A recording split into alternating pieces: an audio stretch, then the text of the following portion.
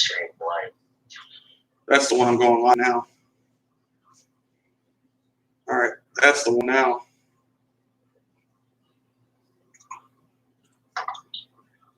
All right, yeah, now you're live.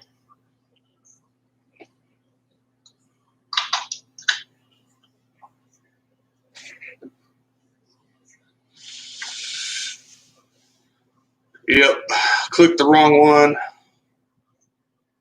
Since they changed this around on live stream, it used to be so much easier, but now you got to do it through YouTube.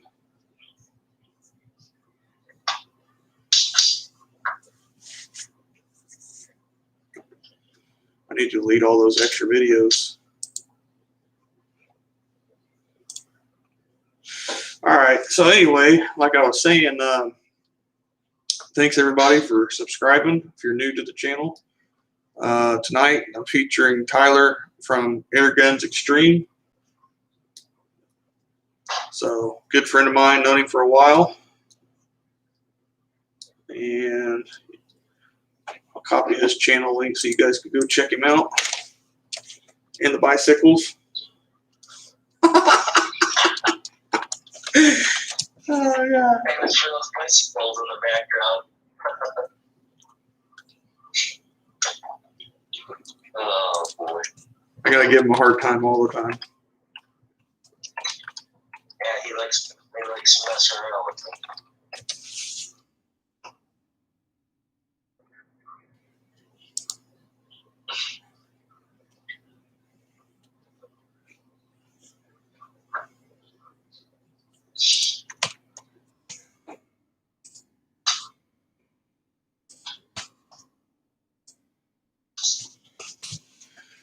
I put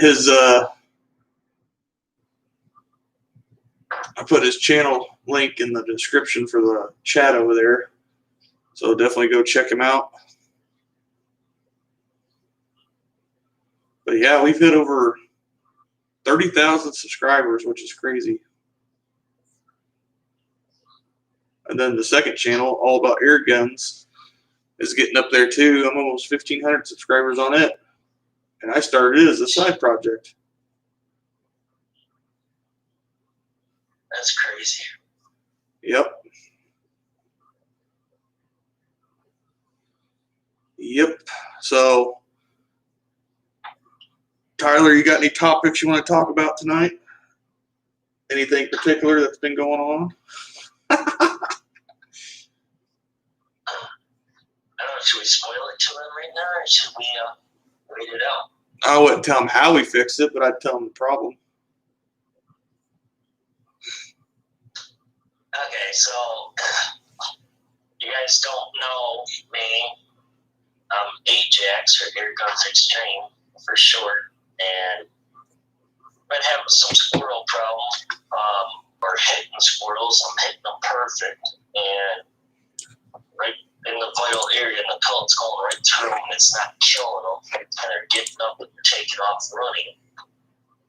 And I contacted STKO over there and asked him what's going on and stuff. Me and him been kind of working together here to try to figure some things out, and that's like my third or fourth squirrel I've shot this year where I've hit it and it gets up and it takes off without me even knowing it, and I can't find it. I'm slipping right through.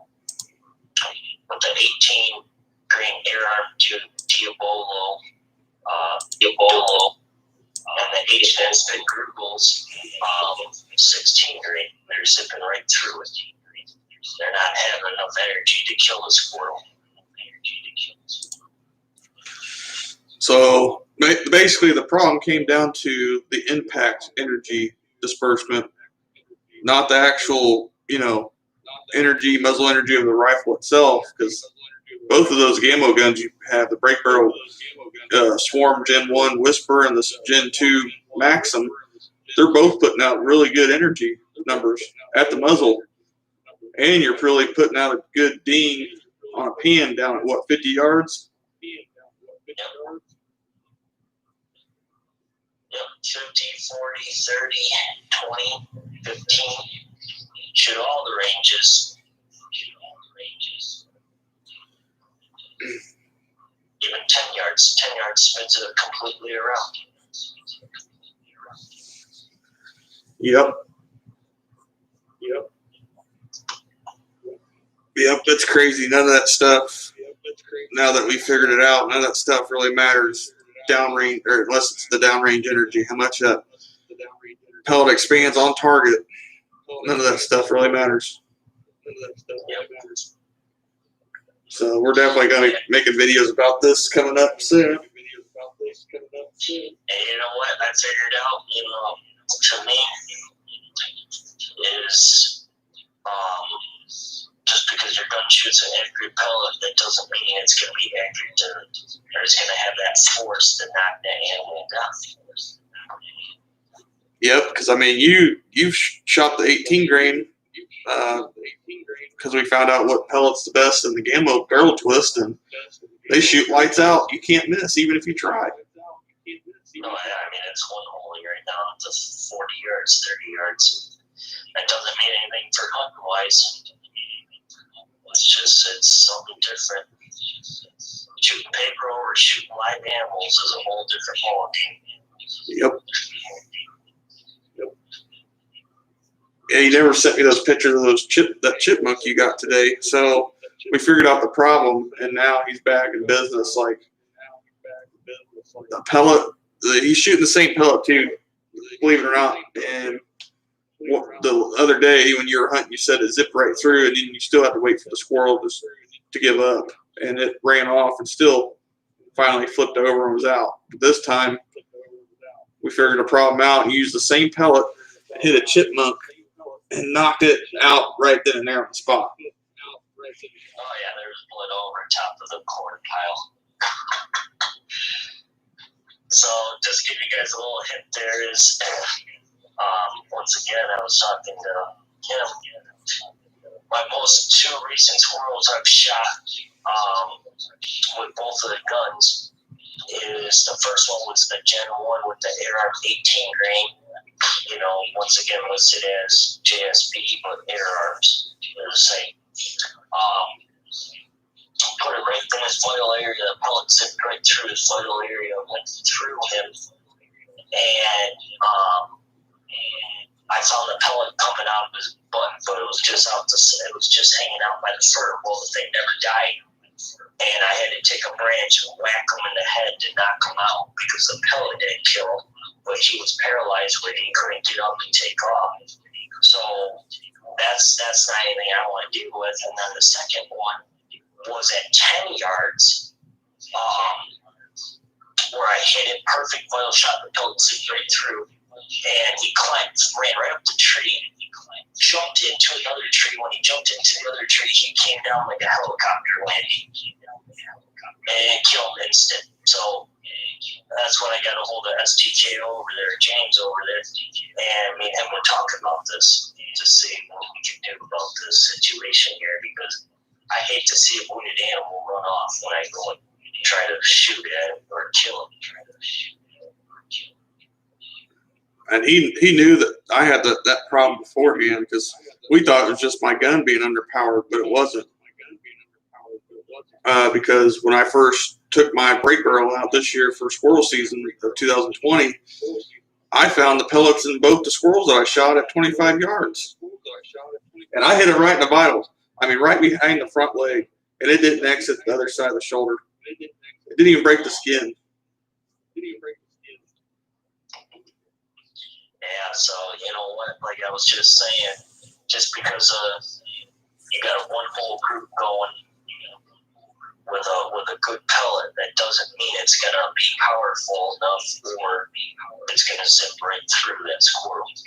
And it's not gonna do that impact with the wound cavity, where it's gonna knock it through and kill it. And like I said, with that one squirrel I shot, went through. Hey everybody, welcome. And it never died, so I had to take a branch and whack it out.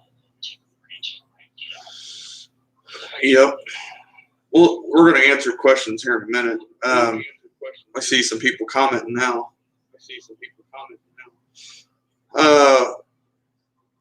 But we were just talking about, for all you guys that join, about even though air rifles with right pellet, you're shooting excellent on paper, and then you hit your target intended where it's supposed to hit, small game animal.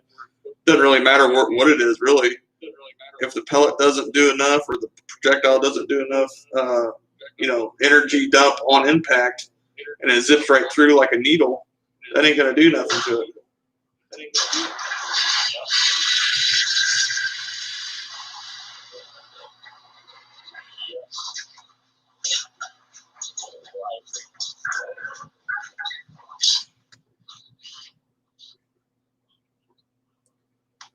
Yep, you're exactly right there. So we figured out how to turn a pointed pellet to an ultimate killing machine. Oh yeah. After it zipping right through and just keeping it same shape to figuring it out here. Which PCP is better, the Umrex Gauntlet or the Diana Outlaw?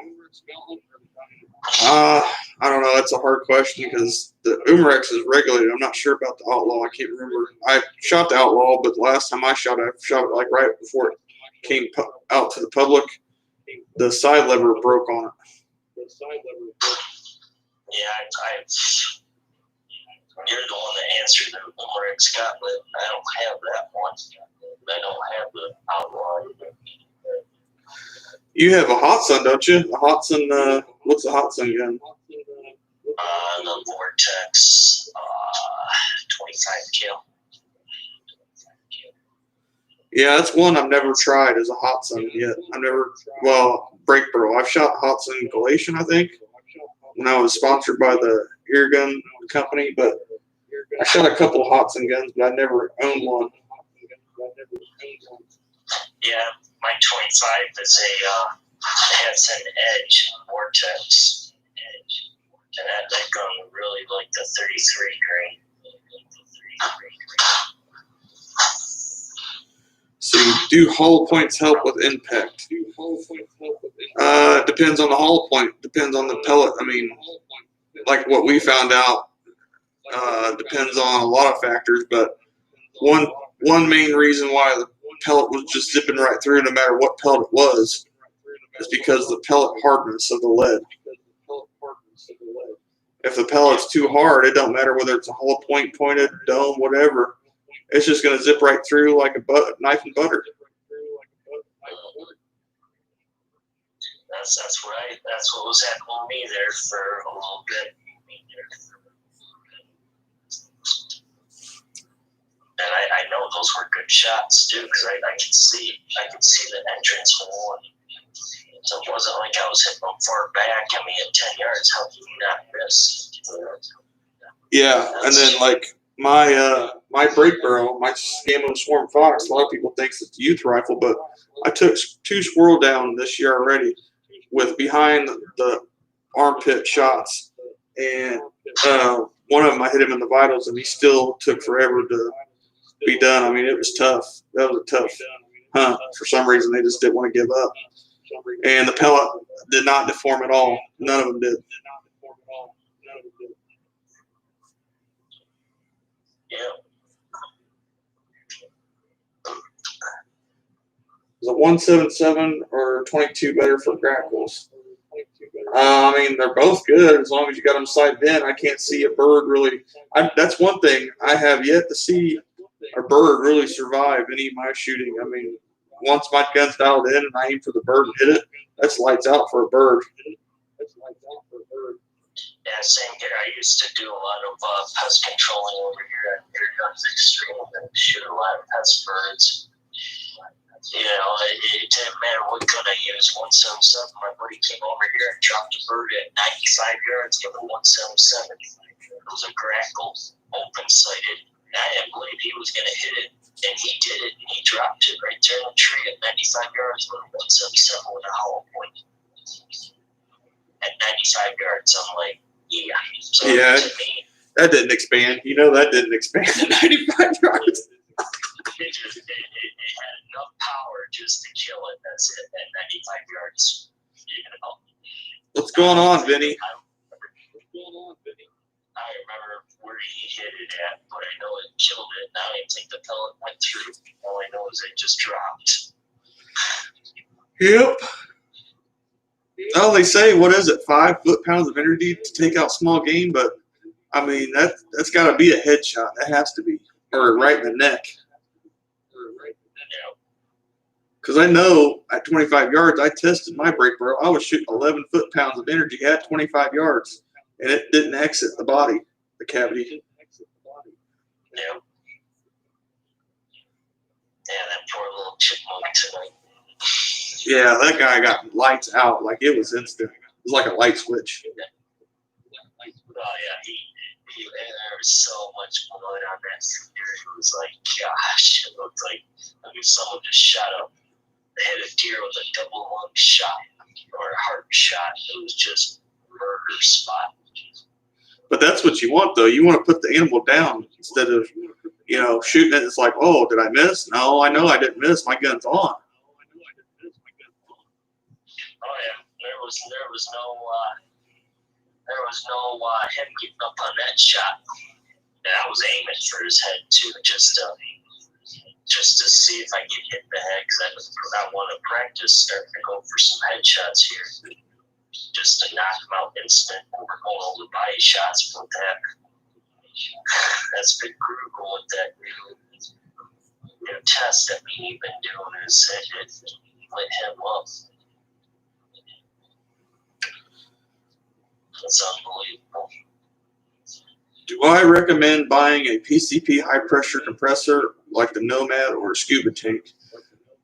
Well, here's the thing. A lot of people don't understand this either. Even if you buy a scuba tank, it really depends on the guns you're going to have or the guns you have. So if you have a gun like that takes 4,500 PSI, your standard scuba tank ain't going to fill that up because standard scuba tanks are 3,000 PSI. So you have to buy the big, most expensive equipment to fill your real high pressure guns. Now, if you're shooting a gun that has, a 2,000 to 3,000 PSI fill, that scuba tank might work, but I can barely see it, small print. Yeah, if the SCBA tank has 4,500 PSI, then yeah, you can go with that. But what's cool about the high pressure compressors, the little ones, you can take those anywhere. Like I was looking at the ones that are on Amazon right now. They're like $300. You could take them with you in your car, and they plug up to a 12 volt, so you can fill your gun up like if you're out hunting or something. Yeah, that's nice to have, because you know what? I'm going to add into that. We you each have PCPs, we each have hand pumps. When you're hunting state land, you're out all day long, and you're doesn't matter if you're on state land or private land, but if you're out there all day long, it can be a pain in the butt to hand pump your gun. From the morning to the evening hunts. So in that case scenario, you're probably going to want one of them if you're going to be doing that. But that's still pricey. If you want to, that's the bad part about PCPs. It's a big investment up front. Oh yeah. Hand pump and gun and scope. I've put combos together like $300 or less. But when you want to go to a pump, to a gun, and a scope, and this and that, it starts adding up. You can have $1,000 wrapped up in a budget gun, easy. Yep.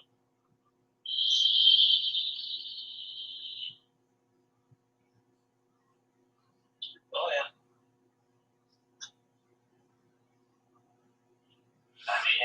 Any type of gun these days, the ammo, your scope, that's all costs money.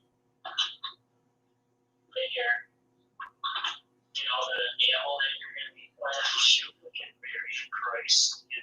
It's like, it's not just PCP, it could be brake barrels too that it's going to cost you some money to be able to get.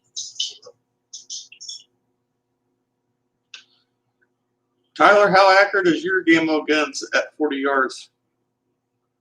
Shooting what, 3/8 of an inch, half an inch groups, easy? Yeah. Oh yeah. I mean, that Swarm Whisper right on the box. Shoot to Kill Outdoors witnessed it. It was one holding at 10 yards. Went out to 20, the same as that. 30, same as that. So it's like those guns are just you can't miss. It's just even if you try to even try to miss the bullseye, it's hard. Yep.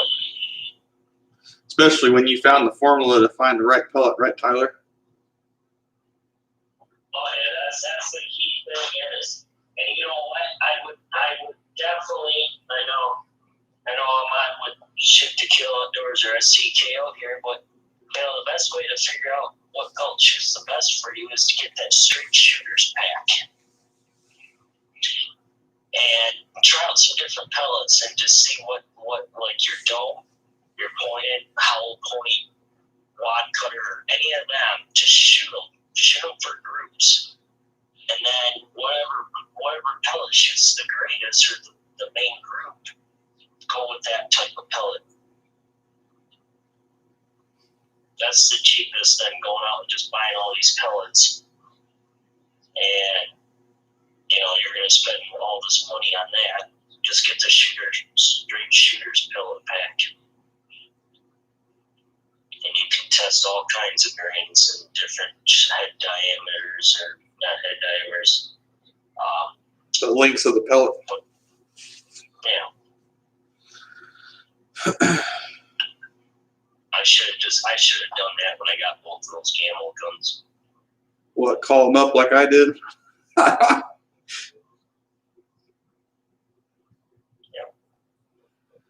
Yeah, the Air Venturi gun looks pretty good right now, but the field pressure is what's getting me. Like all the way up to 4350 or whatever it is. That's one thing I like about the Gauntlet. Yeah, it's not all adjustable and all this and that, but you know, you can fill it up with a pan pump if you're strong enough. Not the Air Venturi. Yeah.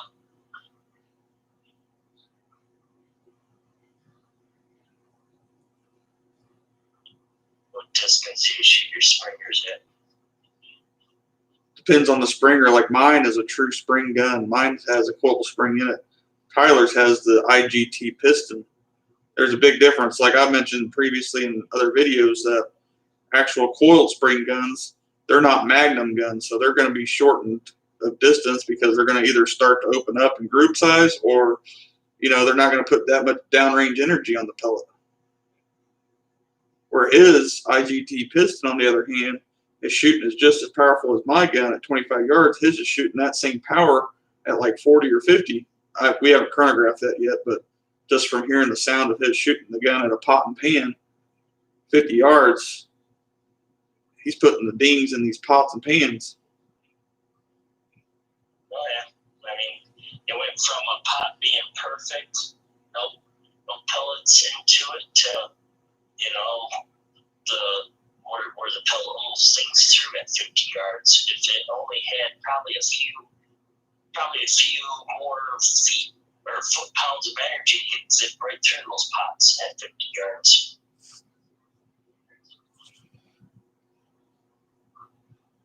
Yeah, I'm not a big fan of Crossman or Benjamin anymore. Not after what I've seen with Gammo.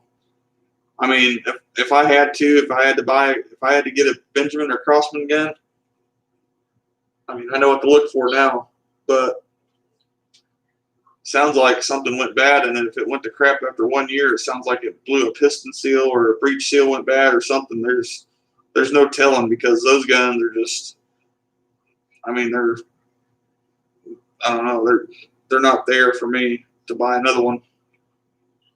Oh yeah, and I was about ready, guys. I wasn't gonna buy the Gamma Swarm, but we probably said previous in our live streams that I had the Gamma Bolt Collector Maxwell, and I kind of got turned off when I bought that Gamma, and I was a big believer in the Crossman or Benjamins. And STKO says, no, get yourself a Swarm Series camo. And I'm like, yeah, right. And I was kind of tickled nuts after shooting the Swarm Series guns, because I could probably never get that with the Crossman Benjamin guns after I got the Swarms. Gen 1's where it's at.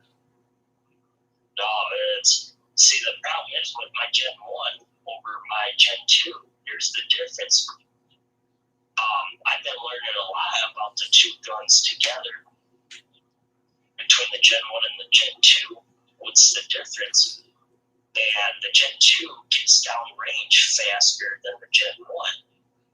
But the Gen 1's got a better mechanism than the Gen 2 does on it.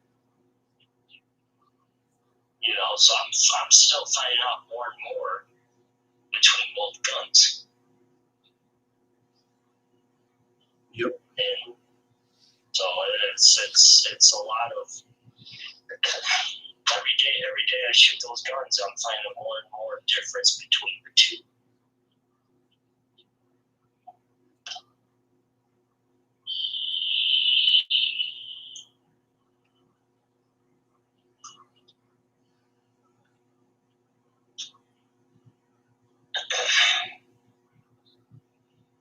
Need to get you a camo copper. Was it Copper Man? Or you mean Dave? Yeah. Yeah, I would definitely steer clear of those. The Magnum. There ain't no way I would. You wouldn't even give that gun to me. I wouldn't want it. The Gamo Magnum.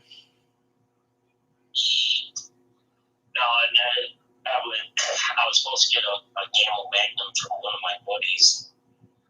I ain't telling him the whole situation on how I was going to get it, what I had to do to get it, but... You want me to tell him? What? Do you want me to tell him? No. But anyway, so I was supposed to get a Gamo Magnum there, and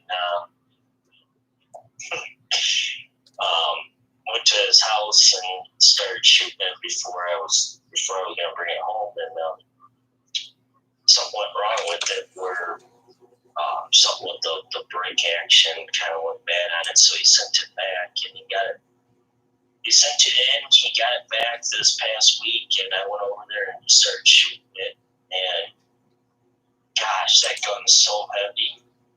I'm like, I thought both my guns were heavy compared to that thing, and it's like, no way. I don't think I'd be able to carry. I don't think I would want to carry that thing around the woods every day, all day. Yep.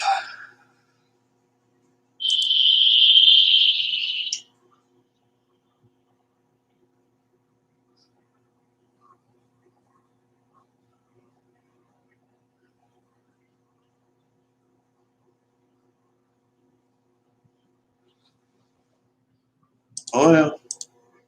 Yep.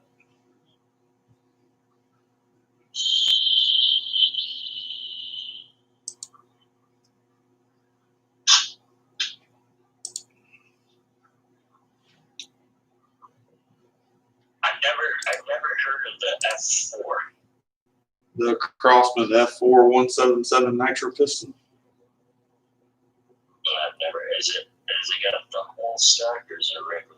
I think it's the thumb hole, and they usually run like $100. See, I'll never buy another Crossman gun myself.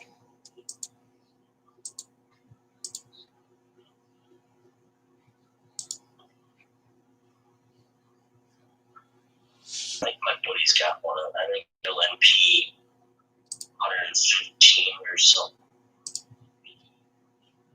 It's a 177. I mean, I got it to shoot good, but I just quit shooting. I don't know. I'm not a big fan of Crossman anymore. Guy says, do you enjoy shooting 22 round fire air rifles? I shoot them equally. Like, that's what I do. A lot of people that watch me don't know that. I learn from each other. When I shoot rimfire and I shoot pellets, I correlate what's happening because a lot of people don't know that air guns and 22 rimfire share not only the same caliber dimensions, but twist rate. A lot of the air gun barrels are the same twist as the standard 22 long rifle 16-inch twist barrels. So I figured out, and believe it or not, I wasn't even shooting air gun when I figured out what the best pellet was for Gammo guns. When I called them, you guys can hear it in that video on the phone call. I said that it was like I didn't think it was a 16-inch twist, but then when I started shooting 18 grain pellet, because I did some measurements and started calibrating the length compared to a 22 long rifle, it matched up.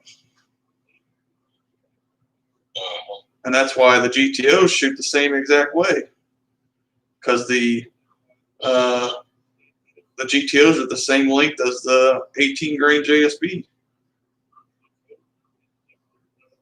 It's really not about the weight. The weight's velocity, but the length that engages the rifling.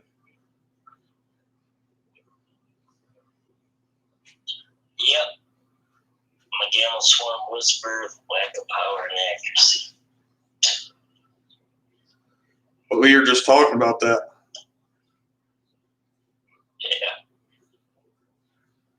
Yeah, so it's not the gun. If it's accurate, it's the pellet. The pellet's not doing its job.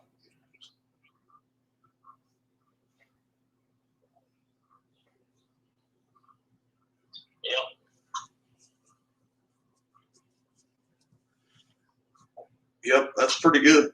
For 200 yards, 1.5 inches, you can't really complain there. No, that's really good. Now then again, you wouldn't be shooting a squirrel at 200 yards, but I don't know. I did shoot two at 160. I thought I missed the first one. That was on video. I thought I missed the first one. I ended up hitting it and it dropped, and then I thought it was the same one crawling back up the tree, and I shot again, dropped that one. 160 yards. Yep. See, I mean, I would do that with my 17HMR all day long, 200 yards. On a squirrel, but I'd shoot full metal jackets or the VMAX Hornet. That's what you should do. You should get out your 17HMR and go on a squirrel hunt. It'd be too easy. Especially when that thing shoots. I think the last time I took it out, I was shooting, can't remember what I shot. I think it was a 1/4 inch group at 100 yards or something like that, 3/8 of an inch. It was insane. Oh yeah, that's my 17HMR is just like that right now too. It's unbelievable. Those HMR guns, they're accurate. I mean, it shoots so flat. It's unbelievable how flat that gun shoots. Yeah, you want to know a real challenge? Try hunting with a pistol. Yeah, I don't think I could do it. I really don't. Come on, get you a pistol. That's a challenge. I didn't know. I mean, on paper, yeah, I hit where I was aiming at, but it's a different story when you're doing all kinds of different angles. Yeah. But yeah, I see.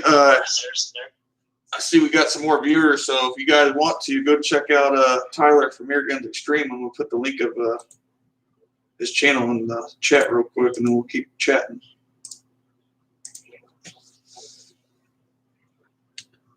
Let's see. How many air rifles and rimfire do I own? Air rifles, I got the Gauntlet, I got the Beam and Chief, I got the Crossman Fury NP, I got the Gammo Swarm Max, Swarm Fox, I have the Diana Storm Rider, and then I think that's it right now. I got 2 brake barrels and 3 PCPs. Yeah. And then rimfire, I got Marlin 60, Ruger 1022 factory, 2 match Ruger 1022s, 1022 pistol charger, that's 5. Mossberg Plinkster, that's 6. What else?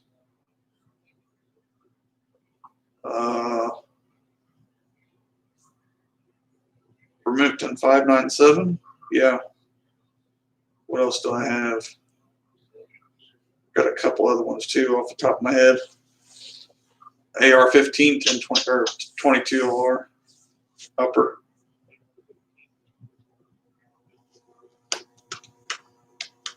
What you got, Tyler?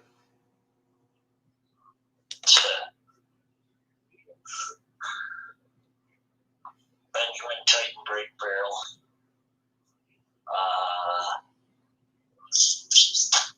Hanson Edge Vortex 25 cal brake barrel. Gamma Swarm Whisper brake barrel. Gamma Swarm Maximum Gen 2 brake barrel. Storm Rider brake or PCP. That's all my air guns I mostly use. For my 22 LR, it's the Marlin Model 60. And for another rimfire, I guess you'd call it, would be the Savage B17 17HMR. That'd be all my rimfires and air guns that I mostly have. I mean, I used to have the Crosby Advantage 1200, but I gave that away in a giveaway. And that was a 177 nitro pistol. But I don't have that one no more, so I don't count that in as an air gun. Which one do you use the most currently? It's your Maxim gun or your Gamma Swarms right now, ain't it?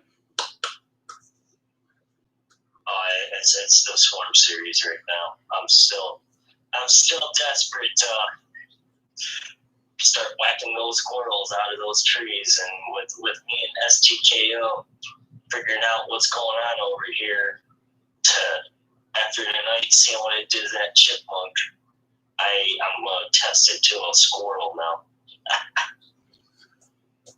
The ones I use the most right now, and it's not because I had a choice, it's the Storm Rider and the Game of Swarm Fox, but it's because I would be shooting my Umarex Gauntlet, but it's still under warranty and I had to ship them my bottle, so they're supposed to be shipping me a brand new bottle with a regulator. So I'm bottleless right now on my Gauntlet, and that's been 3 weeks ago. Jeez. Yeah, so I can't shoot that one.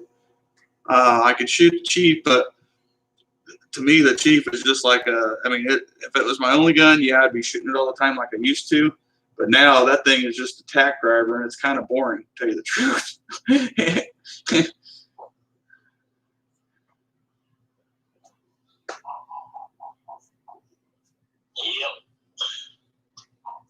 It's a goddamn coyote challenging barking out here right now. Gosh. Yep, those Benjamin guns, we were just talking about that. They're a headache.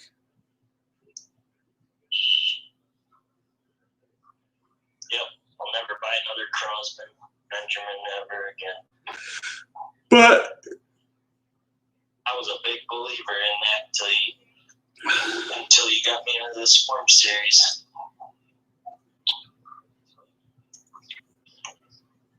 But on the Crossmans or the Benjamins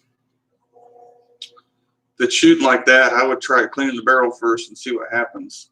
You could do everything. You could switch out the seals and everything, and it still shoots like garbage. I mean, I've done that too, and I would try cleaning the barrel out as best as you can. Use a brush if you have to. They say to steer clear from it, but Tyler's used a brush too after I told him about that, and his gun went right back to one holing. I mean, if you don't get the lead out of it, you're just going to keep shooting over that lead and building up a layer, and it's not going to get any better. You're going to be throwing footballs down range and wobbling. Yep. Shoot. God damn, there's people shooting coyotes around here right now. Jeez. Freaking, I thought that was a pack of coyotes. It must have been a freaking call going off, and I just heard 2 gunshots back to back there. I heard one of them. Jeez. Freaking center fires at nighttime.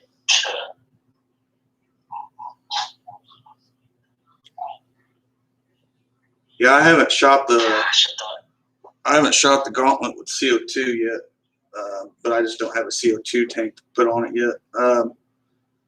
How often should you clean the gauntlet barrel? Well, we found out is that, and I don't know if you've seen my other video on all about air guns, but if you switch from a soft pellet to a hard pellet, and then you switch back to a soft pellet, that's when you need to clean it. But if you switch from, like, say, a JSB or an air arms pellet to a harder pellet like H&N or Crossman, but you never go back, then you won't ever have to clean it. It's what takes forever to get the barrel back into working conditions when you go back to the softer pellet, because it's not hard enough to clean the barrel out every time you shoot and actually get the lands and grooves, seasoned into that pellet.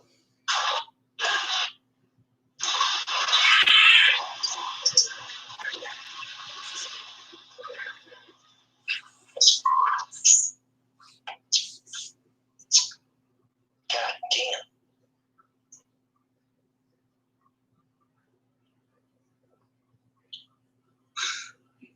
Yeah, I used to have a CO2 pistol. I could see the BBC down at 20 yards. Yep. I mean, I don't think I'd use a P or a little CO2 gun.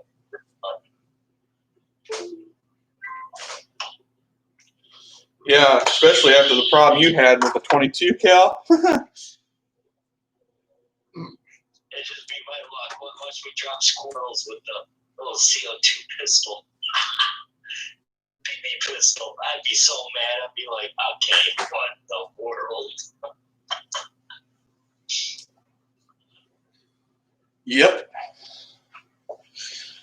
Oh yeah.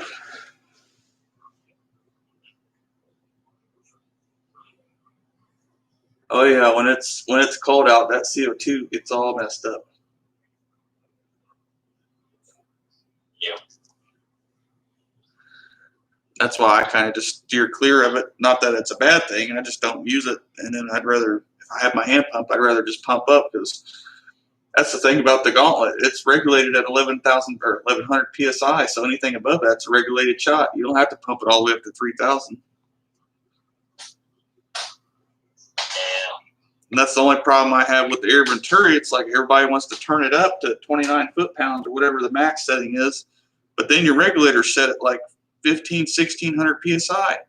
So then you got to turn around and pump your gun up that high or more just to get a shot off at a regulated pressure. Yep.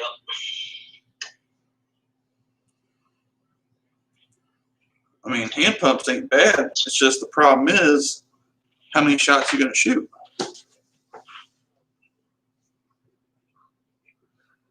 Yeah. Now you wish you got the Gen 2 Storm Rider, though, after you've seen mine. Yeah, I wish I would have waited. But you know what? The thing is, every year they come out with, or every month, I've realized this, every month they come out with a new gun. But you notice that they copy some other brands, some brand copies another brand, and they turn around and they add maybe something a little more different to it, but it's the same as the first brand that came out with the gun. Oh yeah. They just changed something about it. It's like the new Crossman guns, for instance.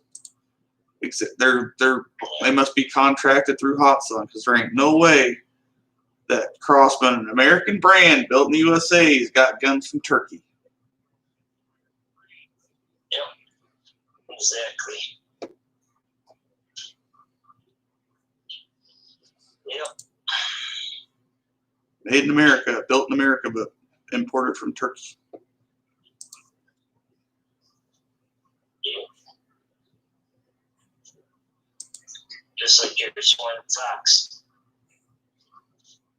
You know, that was technically not even a camel-made gun. Yeah. Screw on the gauntlet is frozen with Loctite. Probably just gonna have to break it or pour something over the Loctite to loosen it up, like some you know, WD-40 or like some PB Blaster or something to soak in it and then loosen it up to eat it away. PB Blaster, I think, will eat through a styrofoam cup, so you might try that.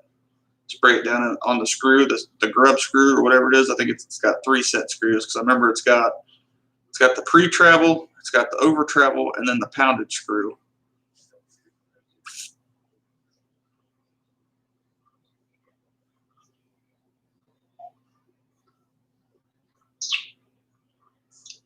Yep, I can't answer that because I don't have one of them. That's good to know.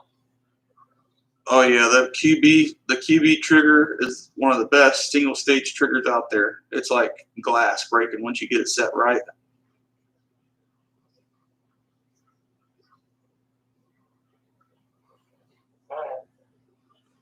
Yeah, it's a really small one. That's what stinks about it, but that's one thing I wish they did come with in that gun, but it is what it is. Yeah. If they're going to make it an adjustable trigger, at least allow you to adjust it.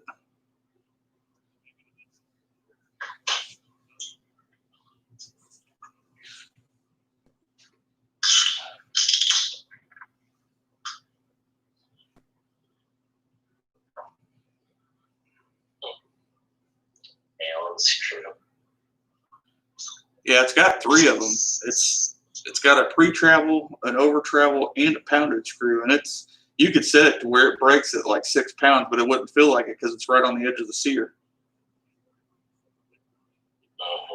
And the Chief is the same way.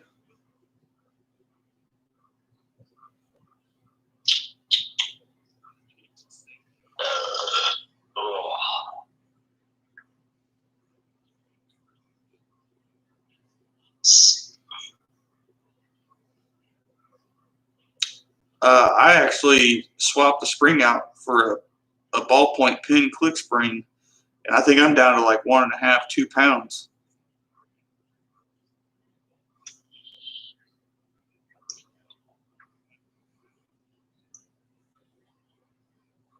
Like my spring is set just right where it's got just a hair play in it, just a little bit of pre-travel, and then it hits the wall, and then bam, it's done. It's almost set like a 2-stage. But that Gen 2 Dyna Storm Rider, that's a true 2-stage trigger. Yeah, see, mine's just the single stage.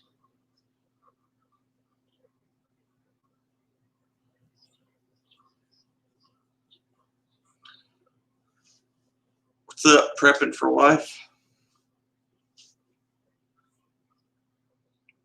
No, I don't have any hot sun guns. I've shot a couple PCPs, but I've never actually shot a break barrel or have any. I was thinking about either getting a hot sun or a next thing we were talking about was the Umarex Octane Elite, because that's supposed to be a pretty sweet gun. But my problem is with it is that it's heavy. Just like the Camel Magnum. Yeah, I don't want to carry around a 10-pound gun without a scope on it. You know, the funny thing is, not to change it there, but they finally got the Camel Magnum available on Pyramid Air now. Yeah, I bet. I mean, But once again, I ain't going to buy one. Not now if they're feeling my buddies that I was supposed to get. I don't want it now. Screw it. I ain't going to carry that heavy son of a gun around that woods every day, all day long. Screw it. I mean, it's so long, too. Like, you have to, like, when I broke it down, you have to use all your muscle down to be able to break. Like, I couldn't do it like mine where I put it in the thigh of my leg and break it down. I had to put it on the ground and to be able to break the barrel down. Yeah. right. Screw that. I have a Hanson. Screw that. I have a Hanson. against the Edge Vortex 25 cal on that. That gun was accurate, but once again, it's the pellet. They're ridiculous priced. You know? Yeah, I mean, I wouldn't say no if somebody had a Hobson gun saying, hey, you want to review this for me? But unless I find one that I really like, I don't think I'm going to go out of my way and, oh, yeah, I got to have it. Like Carnivore at 30, 35 cal. I don't see it. I do not want to even tempt it. That gun seems too heavy. Yep. I don't even know who would want a 35 cal air gun.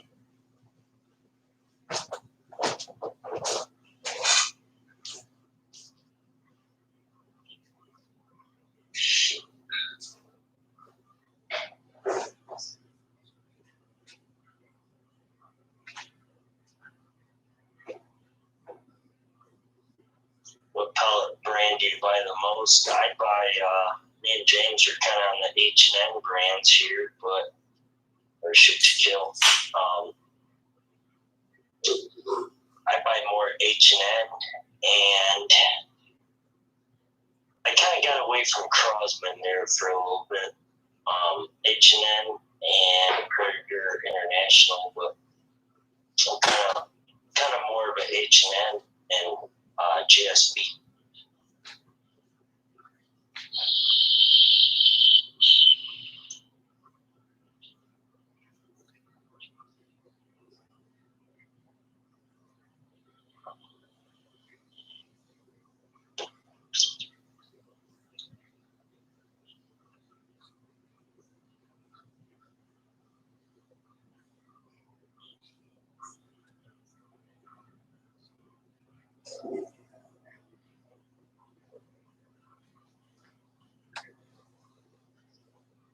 Oh, man.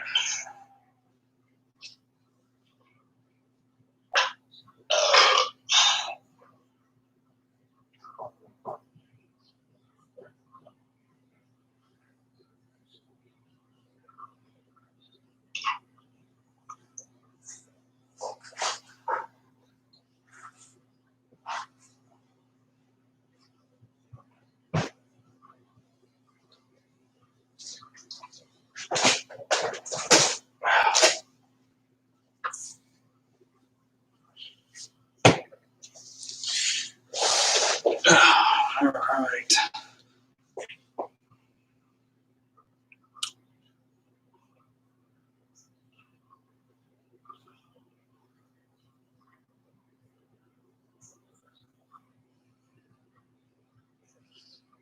Big Texan. Yeah, I've actually shot the 45 cal, but we used slugs in that gun. We didn't use pellets. That thing really had a punch, though. It was like a spring going off in your arm. It just went. It's like a cannon, but it wasn't like a firearm. It was just a push instead of a jerk. Went through a couple couch cushions and everything.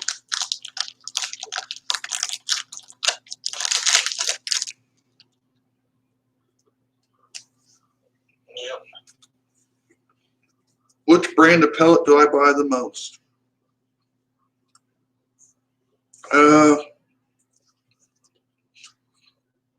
Right now, you can't really find any, but whatever the gun likes. I mean, I shoot Crossman Premier Hull Points. I shoot. The last one I haven't bought, recently, the one I haven't bought in like over 2 years is the Dome. I haven't bought it. For some reason, I can't find the Dome local. Like, I can't get them shipped to the store and pick them up. Might have to order them through Pyramid Air, but I haven't lately. JSB 1589.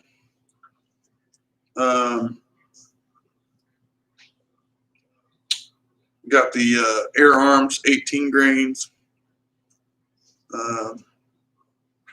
H&N Barracuda Hunter Extremes and the H&N Barracuda Match.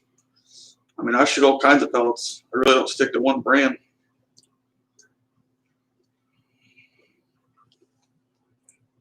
And it really depends on what I'm doing. I mean,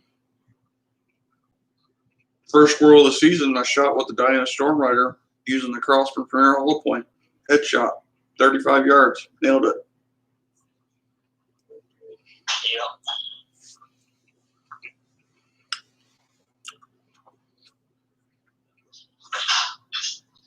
How many hours do I spend shooting a week?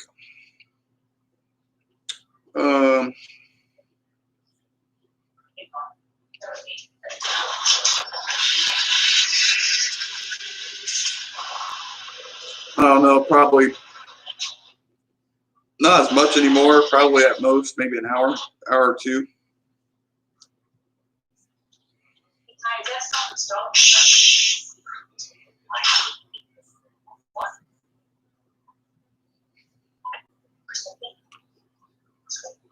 I'll take care of this. I'll take care of it.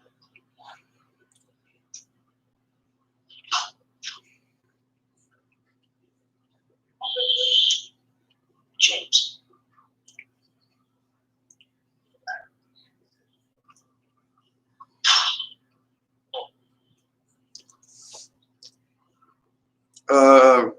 Here in Indiana, I use air rifles for squirrel and rabbit.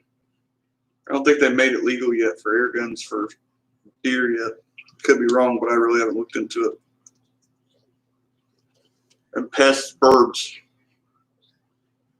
pigeons, English sparrows, grackles, starlings.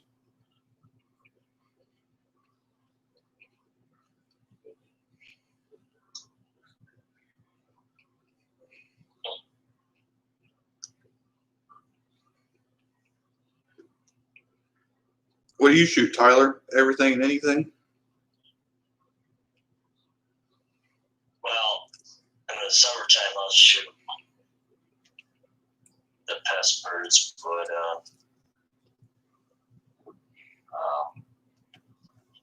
depends on what they're doing. I mean, if I don't just shoot anything unless it's causing damage.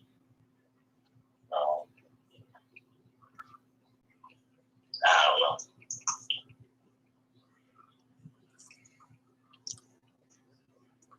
Crows. Depends on. You're a big crow hunter. Oh, I do crow hunt. I definitely do. I crow hunt, but I just haven't done it yet this year because it's been too hot here in Michigan, and then our crow season's open right now, but there's no sense of going because if there's other seasons coming in now. I mean, every morning I wake up out here, crows flying. I do more crow hunting in the middle of winter than I do summertime. It's just too hot for crows for hunting wise in the summer.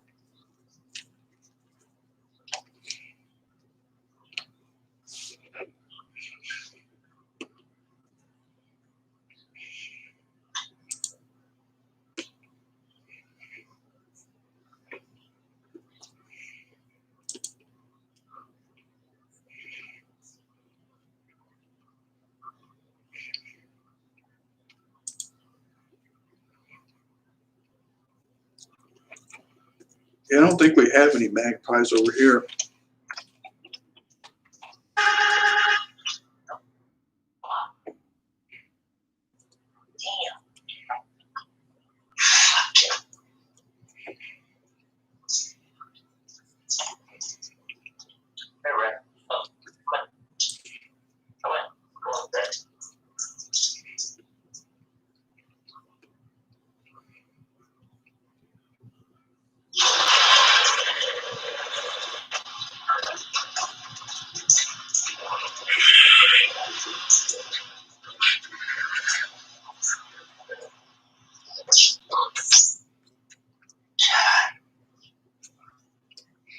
One more time. Open that door. One more time. I know. I'm like, geez, they got the back patio door and they can't let the dog out on the back patio. It's got to be out here. God.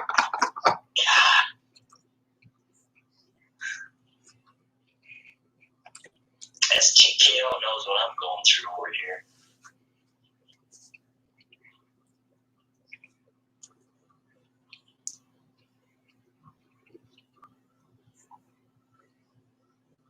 Oh yeah, 177 could take down a groundhog. Uh,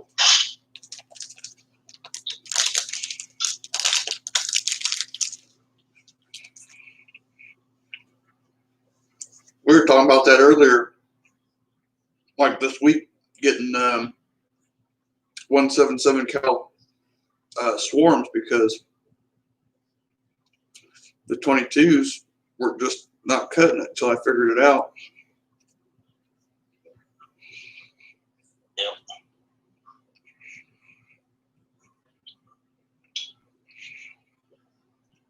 Yeah, I mean, at point blank, if you're going to use an air gun at point blank range, you know,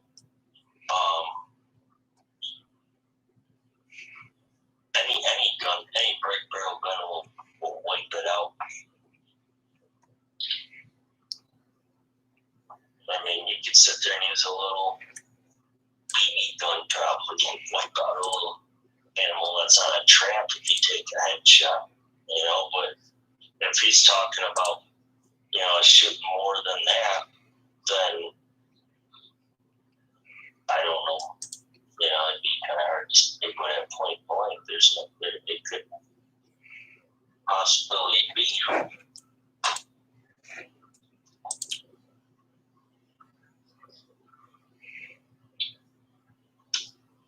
Just got an email about those Gamma rockets.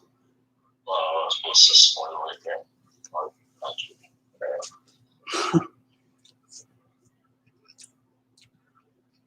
Do I use turret scopes? I mean, it really just matters whatever scope I decide to put on my gun. I'm not set on a certain style, whether it's target turrets or cap scope turrets. It doesn't really matter. I mean, heck, we've been stuck with the same Gammo scope. That's another thing. I have to give Gammo its due where it came is the scopes that they come with. They blow the scopes that the Crossman comes with out of the water. Like we've stayed with the 4x32 scope on our Gammo guns. And yeah, they're not the best scope in the world, but man, they have yet to mess up. They didn't break. They hold zero.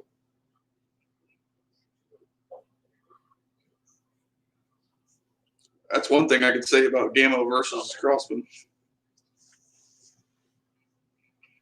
Oh yeah, I've had a lot of issues with the center or Crossman Benjamin guns that those, like you said about the 4x32 with my Smart Whisper with your Smart Fox. Yeah, I mean, I can't see, you know, I mean, I can see out to about 40 yards, that's it. But once again, it's a break barrel air gun. So your shots are going to be limited to 40, 30, and closer. So that's why I'm not even going to change out the scope on that Gen 1 gun because it's like, what's even the point? Yeah, when you can't get any better than the same hole. You can't get any better than that. It's not a PCP, so there's no sense of even switching it out. I mean, I was thinking of maybe upgrading the Gen 2 to a hammer scope. You know, eventually I'm going to do that. I'm going to upgrade the Gen 2 because I'm going to make that gun shoot a little farther out than the Gen 1.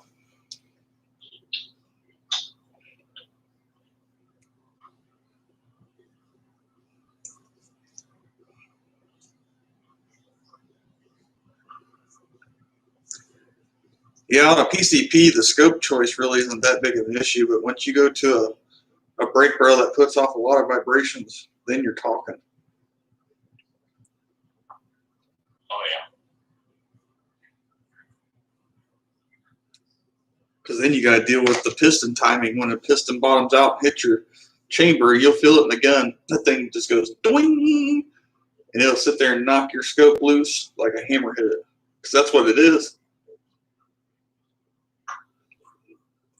Yeah.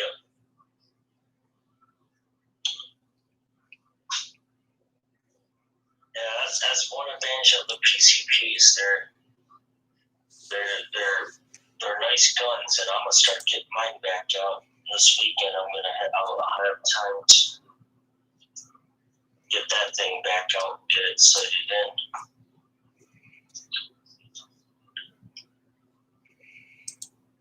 Take that thing to state land before we start getting some cooler temps around here.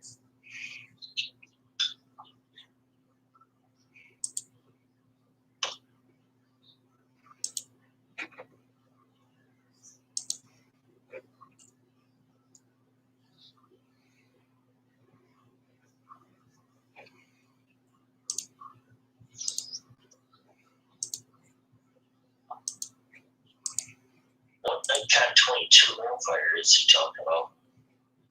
I don't know. I got the Nikon Pro Staff. That's what I'm thinking. It's got to be the Pro Staff, because I know they make a 22 Nikon scope that's ready for their LRs.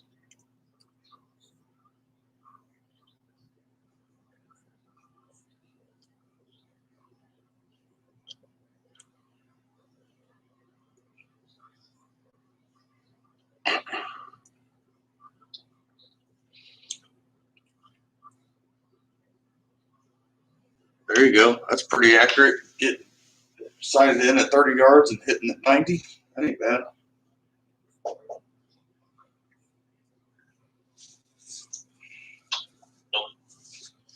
No, we really can't use air rifles here for birds unless it's a pest bird like starlings, sparrows, or pigeons.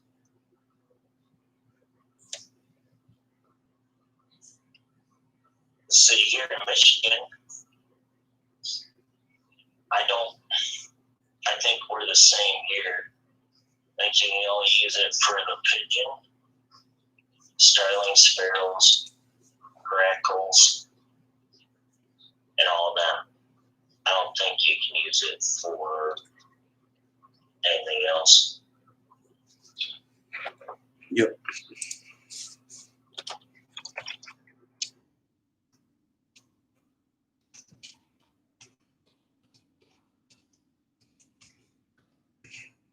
The Pro Staff, that ain't a bad one.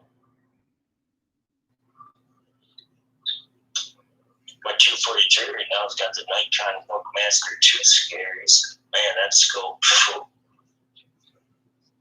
that BBC reticle on that 243 is lights out. Oh yeah. That gun with that scope with a 95 grain Horty super performance out of that gun, it's lights out on coyotes.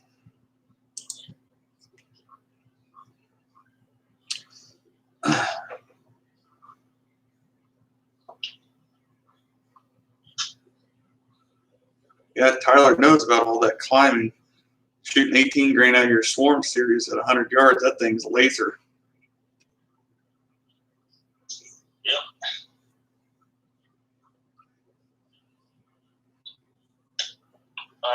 Like we said earlier, you know what? When you find an accurate pellet, you can find it, but you gotta make sure, you know, once you figure it out, that might be an accurate pellet out of that barrel, out of that gun. But that doesn't mean that's gonna wipe out that squirrel instant. So that's something that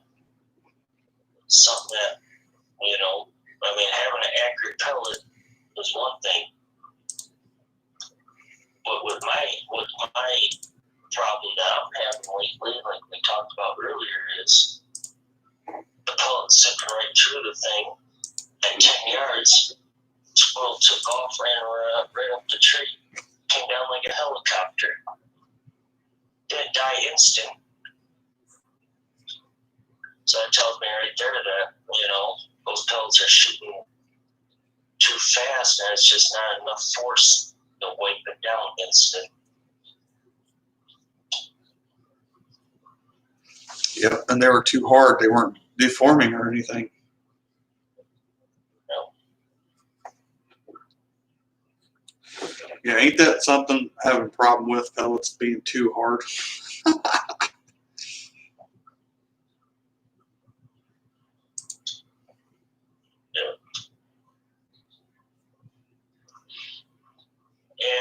That's the problem.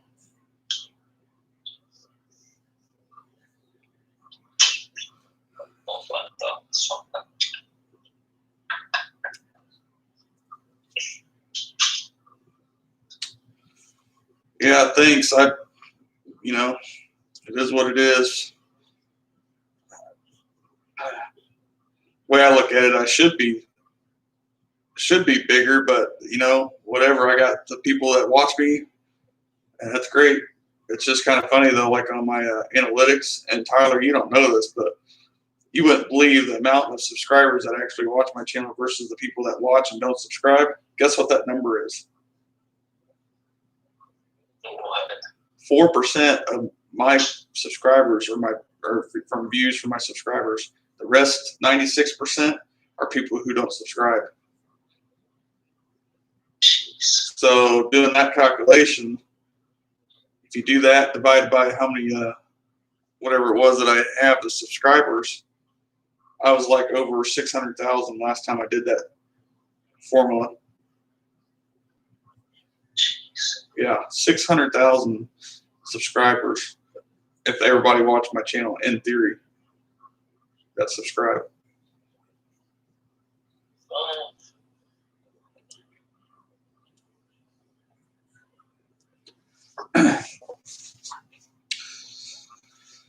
Yeah, the Galen Red Fires, I really like them.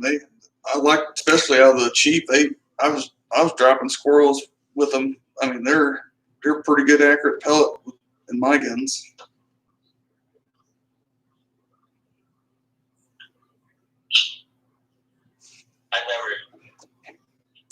They're even hard to find right now, the Galen Red Fires.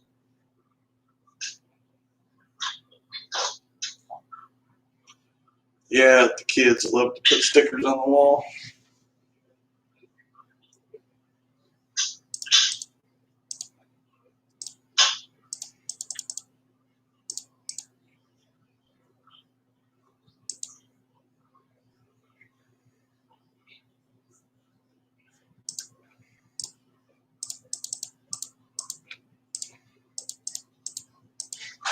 About that.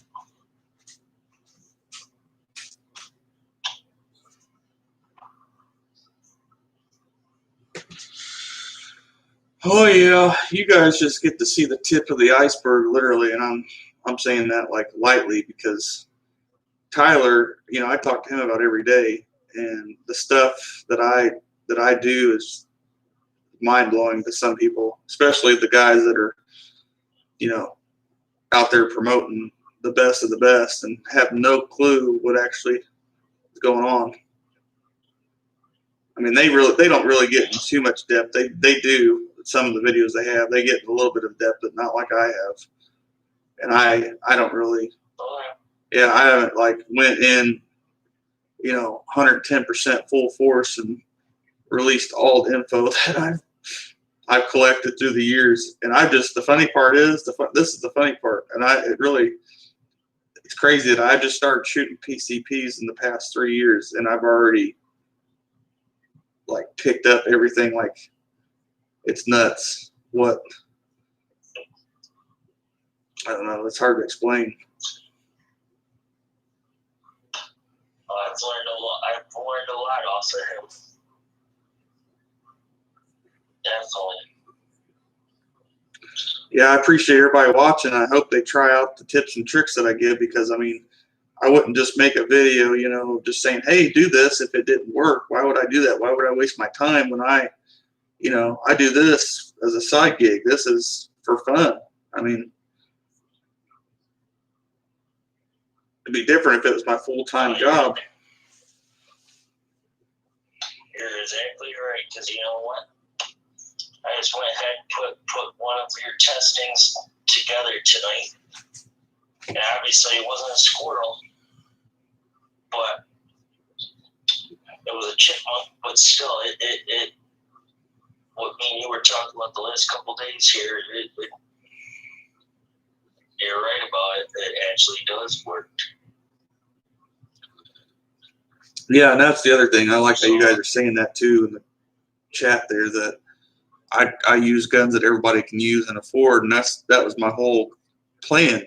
You know, I never wanted to go out and be something I'm not and buy stuff that nobody can afford just to get that ooh ah factor. Like, ooh, look at that, he's got a $2,000 air gun. Ooh, he spent $700 on a scope. Why would I do that? I mean, to me, there's no point just to say, oh, I have it. Well, you're doing it. You're not only doing it for that, you know, you're doing it to show people that, hey, you don't need that, you know, $1,500 air rifle. You don't need that $900. You could do it with a cheap and break barrel air gun. Oh yeah. She's insane. Yes. Yeah, I definitely got some people not too happy when I first started getting on the scene and saying, hey, this is what this gun can shoot. It could keep up with the best. So what? Just because it don't get 100 shots regulated, or, you know, it doesn't have a name brand.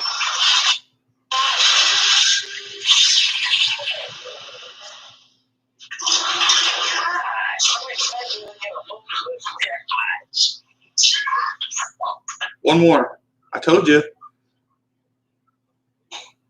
What's your guys' electric bill? Jeez. Like I said, you're not only doing it for that, you're just doing it to show people that you really don't need that high-end air gun to go out hunting with. And I mean, I'm pretty sure, you know, you can go out. I mean, yeah, air guns are expensive these days, but you know what? Bottom line is, we can buy one for a decent air gun these days for under $300.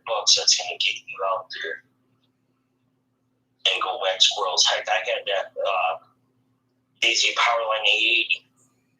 Oh yeah. Automatic, and that thing cost me $60, and that thing was whacking squirrels out.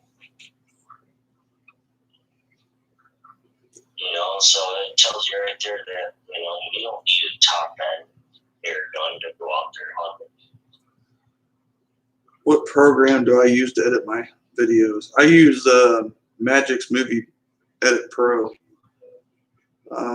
It was on sale one year, a couple years back, and a friend of mine that I work with was like, man, you got to get it. It's pretty sweet, you know, editing software, and I've been using it ever since. Unless it was some quick video that I did when I had it, like KindMaster, that I did. But yeah, you could definitely tell which channel is which, you know, the way they talk about the product and the way they sit there and say, well, this one, you know, I wouldn't do this one. I'm like, okay, then if you wouldn't recommend it, then why do you even have it? Why would you even do a review on it? And I think that's why a lot of them don't care for me, is because I say how it is, no matter what it is. Whether I get the backlash or not, you know, a view is a view.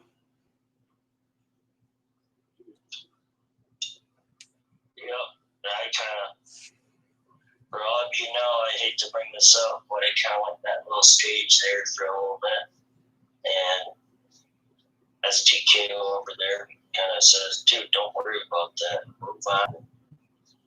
You know, doesn't mean that just because you got people commenting on stupid things that they don't know what they're doing and they sit there and talk about it. Oh, I'm better than you are. It's like, okay, you know, prove it, show it to me, and then we'll talk.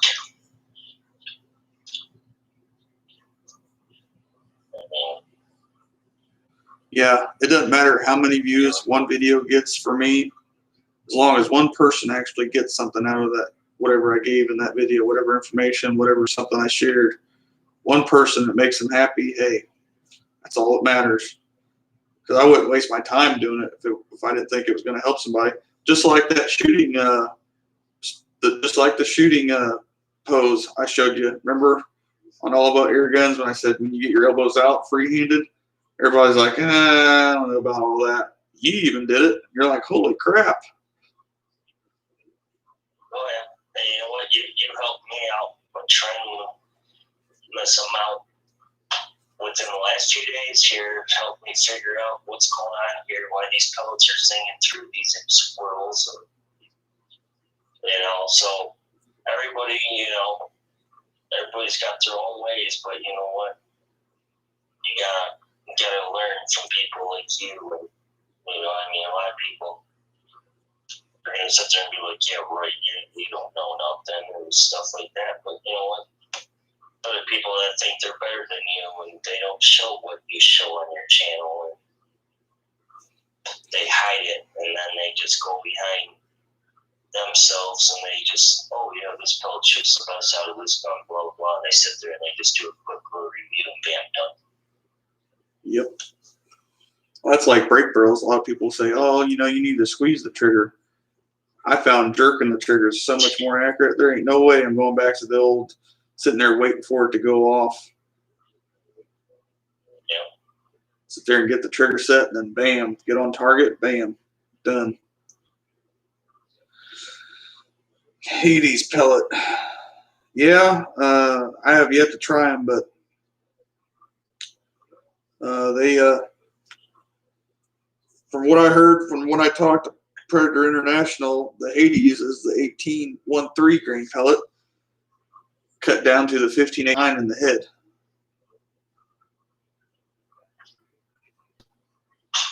Oh boy, here we go, talking about the Ammo Magnum. Funny, we were just talking about that. Yeah, here we go, talking about that now. Yeah, I was thinking about it or looking into it, but I'm like, no, I'm not carrying that around because I do a lot of walking, and I'm not carrying that around with just the gun alone, 9-10 pounds without an optic on it. Nope, ain't doing that. Yep, same with me. After what happened with the situation with me and my buddy had to do, or I had to do for that night, but I was going to carry around that gun every night or every day I go out hunting.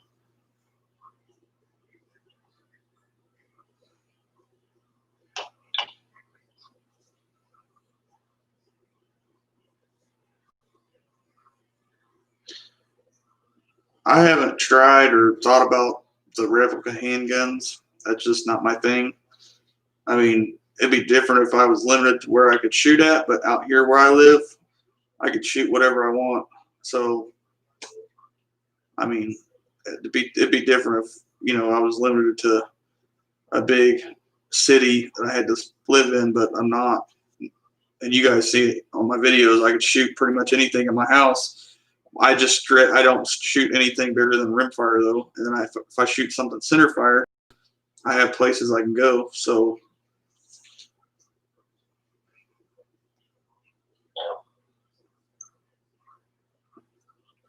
but I mean, it's good practice though with the replica handguns. That way you're saving money with pellets, so you don't have to shoot the real ammunition.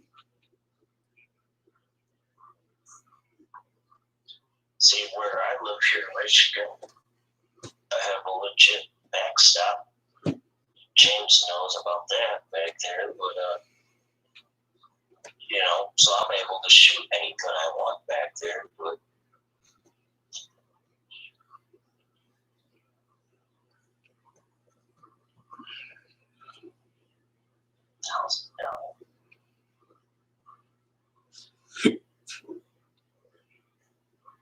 like a marauder. Yeah, I've thought about trying a Marauder out, but after seeing the actual build quality of the Fortitude and the Maximus, I think I'm going to give that a hard pass because there ain't no way. Just because Eva Shockey's on there and everybody thinks she's so hot and cute, they gotta go out and buy the Benjamin Marauder just because she's whatever James Shockey's daughter. And it's like,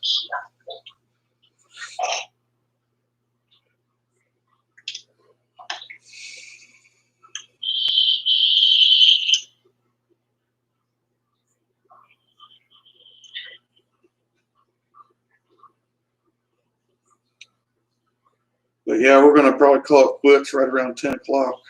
We're gonna get off here, and hope you guys enjoyed this little live stream. That way, try to get some questions answered. It wasn't really planned. We kind of try to do it every Friday. It just hasn't happened lately. Everything going on, life and work and videos and all kinds of stuff.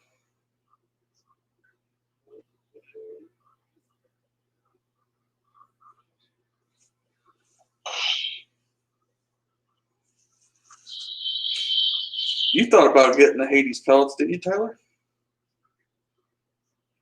Yeah, I thought about it, but you know what? the way that me and you've been doing our little tip on those pellets, I don't think I'm going to just yet. Yeah, when you could turn a pellet really quick for cents on the dollar compared to Hades, which are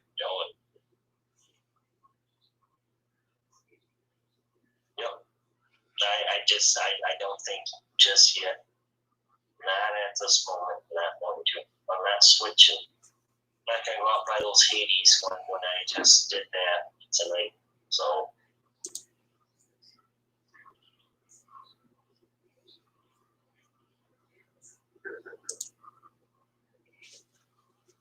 I was shocked now. Yep, air arms are a decent pellet. My Gauntlet really like those, but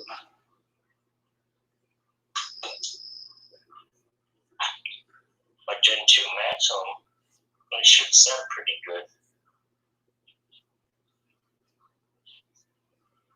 But I don't think you can find them crispy.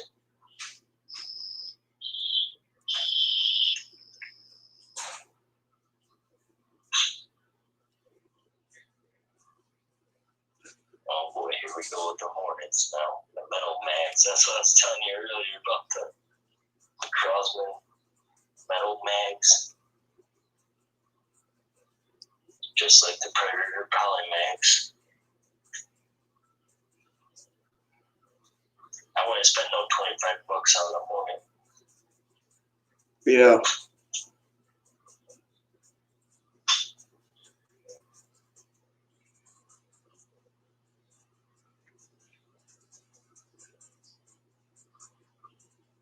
Trying to catch that voice. Who is that? Yeah, if you guys are wondering who that is, I'm talking to, sharing the live stream with. It's Airguns Extreme. I can share the link on the chat. Tyler from Airguns Extreme. There's his channel link.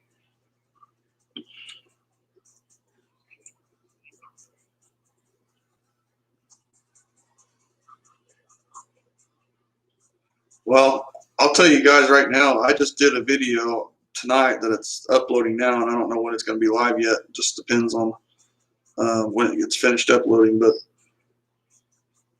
I'm not believing in the hype anymore. I'll just leave it at that because the pellet's not expanding like on our Swarm series guns. Even if you have the most powerful gun in that caliber, it don't matter what it is at the muzzle. It matters downrange. And especially when pellets aren't expanding when they hit the target like they're supposed to.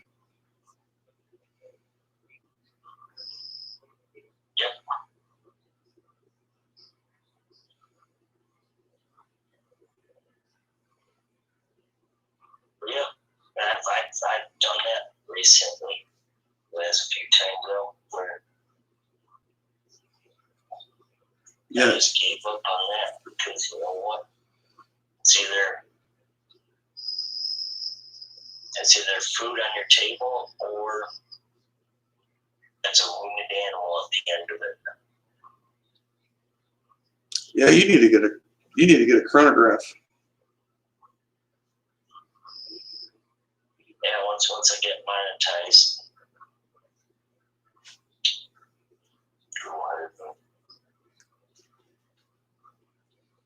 Oh, there you go. You got these subscribers now.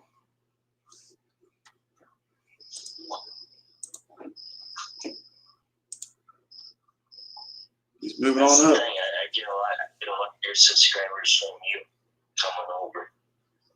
Yep.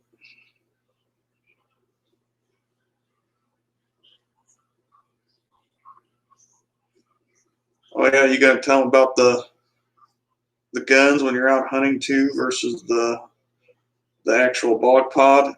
It's a night and day difference when you're freehanded, ain't it? Not the actual posture, but when you're sitting up and you're trying to shoot freehanded, it's different than you're locked in with the bog pod. Oh yeah, you know what? Both of those guns right now are dialed in freehanded. Like, I'll never, because you know what? When I was out on state land with the Gen 2, it gets to be a pain in the butt to carry around a pair of shooting sticks. And then at that moment in time, you think the squirrel's you're sitting on a walk, you think the squirrels are gonna be over there. You look over to your right and they're over there. Now you gotta like lift up and move this way. It's too much work. You know, it's too much. That's why you like that zeroing video I did, didn't you? Where I shot offhand at 12 and then 25 yards. So you can see the first and second zero offhand, and that way you know. And you did that for your guns too. Yours are still climbing what, over 15 yards, 10 yards? They're climbing over. Oh yeah. You made shot cards for yours.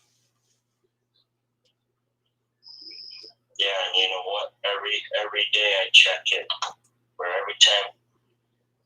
I don't check it every day, but I'll if I'm planning going out on a hunt, I'll usually check it the day before. Make sure it's still like that.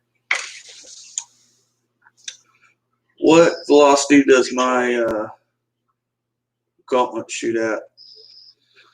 The best pellet that I found, and it was the one that they promoted in the gauntlet videos that nobody's ever told you about, is the JSD 1435 Jumbo Express. And they're going like 835 to 840. And then the 16 grain Air Arms Diabolo pellets are going 830.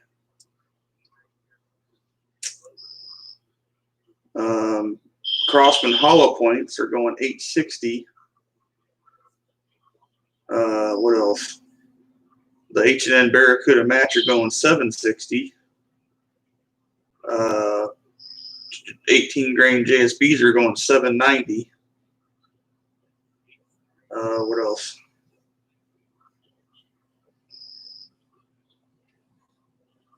The Gammo 15.4 grain Hunters are going 860.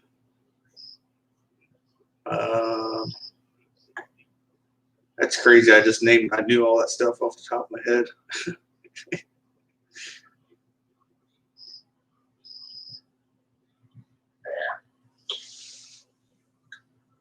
But it's because I look at my chronograph results on my phone all the time because I have the Caldwell app.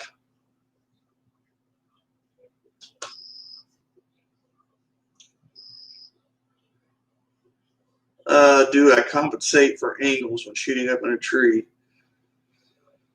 It just depends on how close. Like if it's close, not really, because that's less of an angle. But when you're aiming up farther, that's a farther distance. You know, of course, like farther away. I mean, if you're aiming up at an angle farther away, that's the hypotenuse of a triangle. So that's the farthest length of the leg. So yeah, you might want to compensate just a little bit because you might think it's 30 yards, but in reality it's 32, 33. And after, depending on what your gun's set up for, after 30 yards, it could just nosedive and drop off a cliff. I mean, it just comes down to what your gun's set up at. But we've got our setup now with the right pellet. It's literally a laser beam. Barely does it drop. What's your drop at, Tyler, at 50 yards with your Gammos, your Swarm 1, Gen 1? Like 50 yards, it drops down to what, an inch and a half? Yeah. Inch and a half drop out of a break barrel at 50 yards from, what's it zeroed at, 30? Yeah, 30 yards, zero at flat linear line to the target, and then 50 yards, it drops 1.5 inches. So if you're aiming up and you think it's 50 yards, but it's 55, it's going to be nose driving.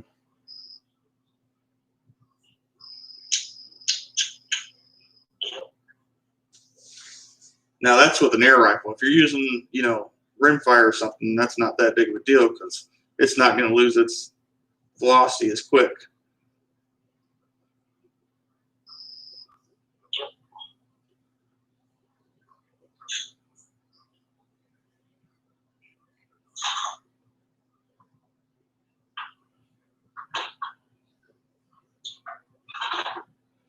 Yeah, that's still amazing to me though that heavy of a pellet out of a break barrel 18 grain is such a laser.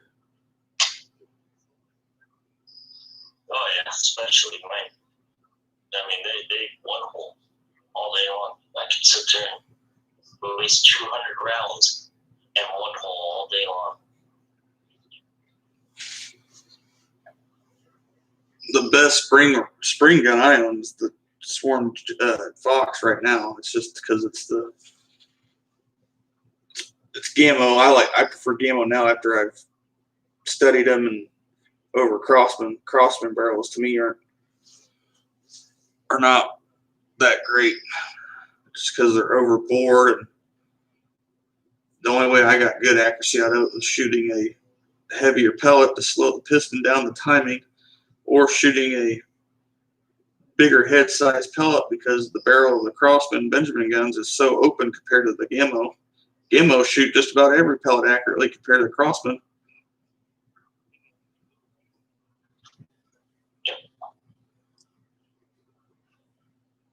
And it's funny, mine's not even true Gammo. See, my best spring IGT piston guns changed up there would probably be the Gammo guns right now out of the break barrel line that I have would be the Gammos.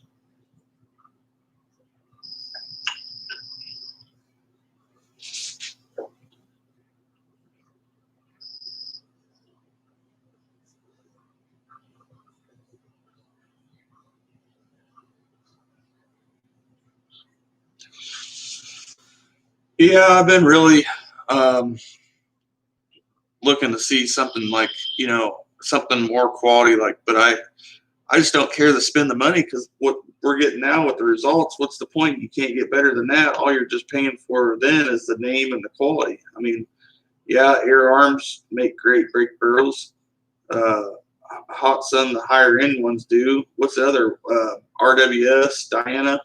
They all make great air rifles, great break barrels, but what do you want out of it? You want just to say you have a Diana, or you want it for accuracy or German engineering or what? You know, I don't know. It's kind of like a need and want. Do you want something that's going to be high quality, or do you need something that's going to hit every time, or what? You know, what the preference is, and if you're okay spending $600-700 for an Air Arms TX200.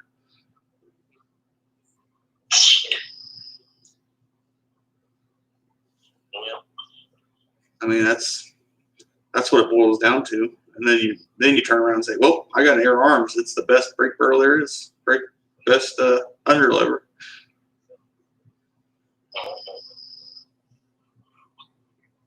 Is it because you spent $600 on it, or is it because you know how to shoot it? There's a difference.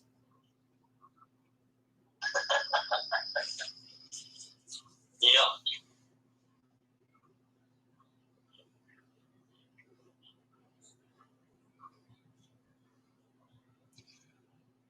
What is the next air rifle?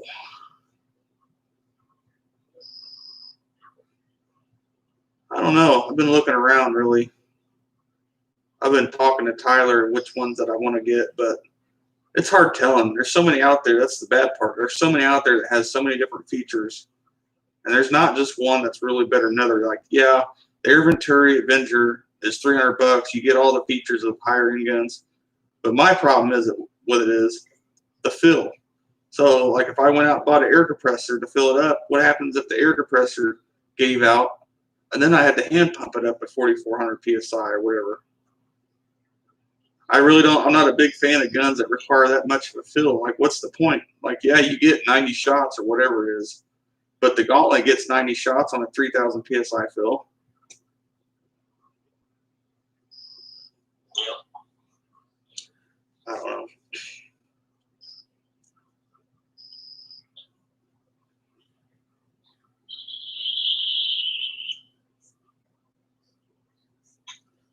would it have been better to have one good air rifle or two good air rifles, or have lower models or in models? I don't know. Like if I knew what I knew now, and it's not because of certain air rifles, it's because of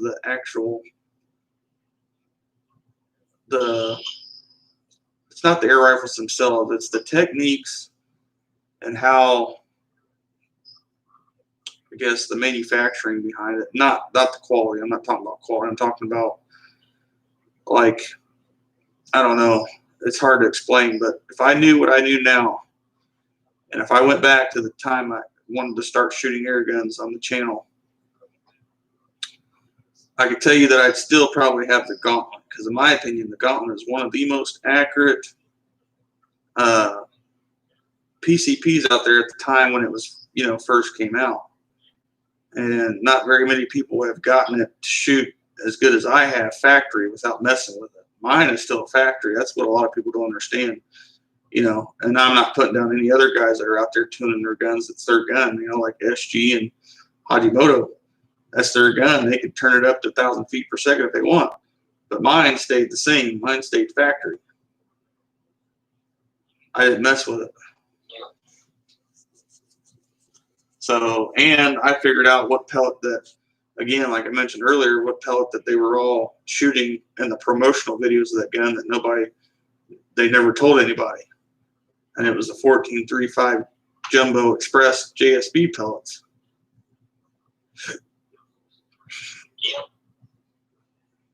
And I got many video clips of them one-holing at 50 yards. Tyler's even seen that. Literally one hole out of a JSB 14.35 grain pellet at 50 yards out of the Gauntlet. And at 100 yards in the wintertime, last time I had those pellets, because I haven't bought them lately, they were shooting 1-inch groups easy in 40-degree weather.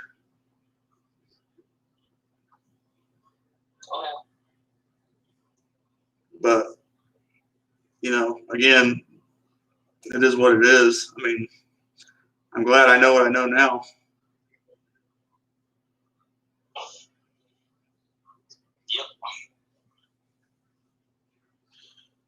And if I could go back and buy one, here's another thing too. If I could go back and buy another gun like a break barrel, I would go back and get the Gamos when they first came out, the Gen 1s, because I didn't know they were going to be this accurate. Yeah, and I made a mistake by getting the Gamo Gen 2 Maxo, thinking it's better, and yeah, I mean, the gun's accurate. There's no doubt, but it's just the mechanism in the front end of the magazine. Well, now with the new magazine, the gun's shooting fine. Yep.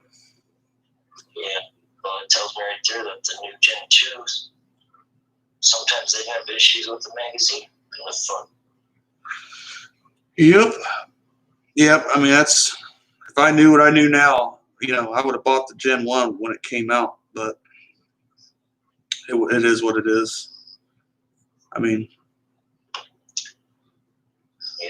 that's one thing I could say is I've learned so much from the guns I purchased recently than I have in the guns that I bought in the past, like the Gamo Swarm Fox and the Diana Storm Rider.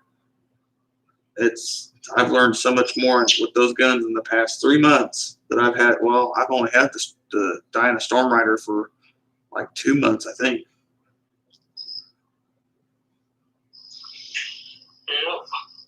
And that thing is insane. With 15.89 grain pellets, it's regulated 150 bar. That's what you need to get. You need to get that regulator or just swap out for the Gen 2.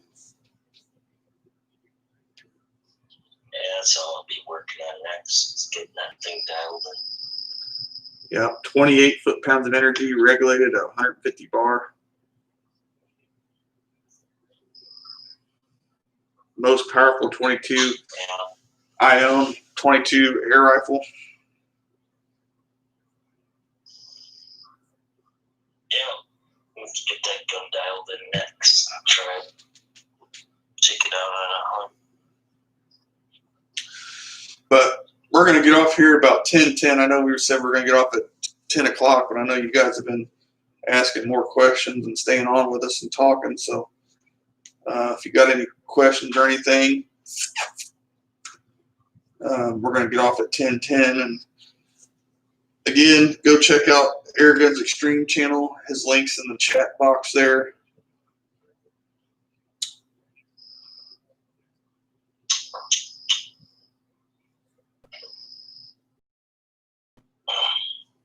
Oh, not much. Getting ready to get off here in about 5 minutes. Just figured we'd make a little live chat with everybody and see what's going on. Getting ready for deer season next week. Yep.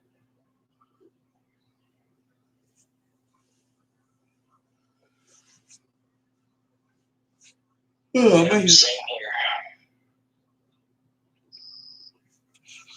Next live session, I don't know. We usually try to do them like on the weekends, but it just depends. Like we try to do them every Friday. It just happens whenever we get a chance because different schedules and stuff like that.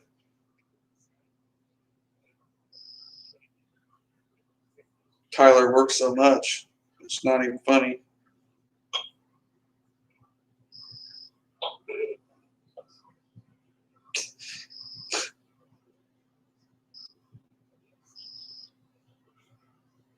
One guy goes, thanks for the advice. You have to help me out with my storm rider. Oh boy, bigger reach. Yep. Oh yeah, Storm Rider. I mean, I like the gun. Definitely like it. Especially the Gen 2. The Gen 2 blows the Gen 1 out of the water. No offense, Tyler. You got stuck with the lemon.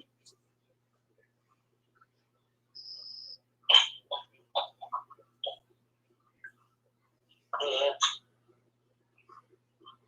See you later. I need to get.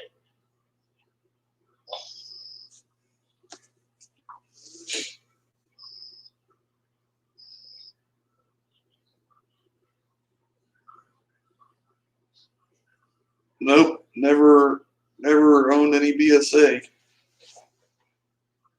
Same here. I do know that BSA or Gamma owns BSA now, though, because they collaborated with each other, just like the Gamma Urban. That's a BSA made gun. Yeah. They need to put a regular in that bad boy. Then I might think about getting it. Oh, if they put a regular, I would do all day long.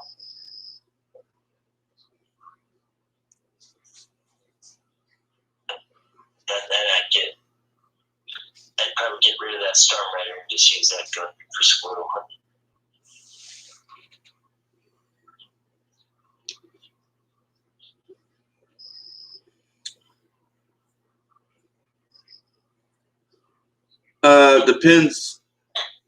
Depends on the. Well, here's the thing. Are you using the single shot tray or the magazine? Because with the 1589 regular dome exact pellets, or jumbo exact, I think that's what they're called, JSB pellets, they're insane how accurate they are with the single shot at 50 yards. The problem with the Hades is that they're the 18 grain pellet, but with the head cut off.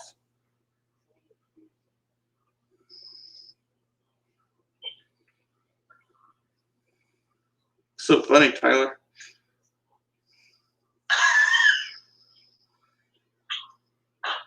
Nothing.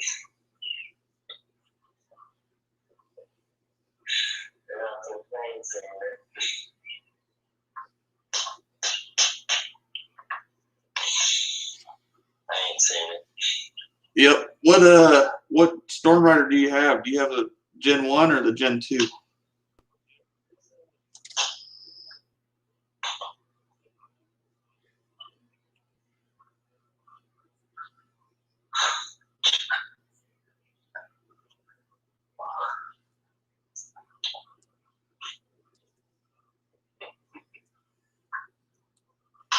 Oh yeah, that's an awesome gun. But well, guys, we got 1 minute left. As soon as it hits 10:10, I think we're going to cut it off. appreciate everybody watching, and if you have any questions when we cut it off in the stream, you can leave them as a comment, and I'll try to get to them as soon as possible. Everything else, definitely go check out Airguns Extreme.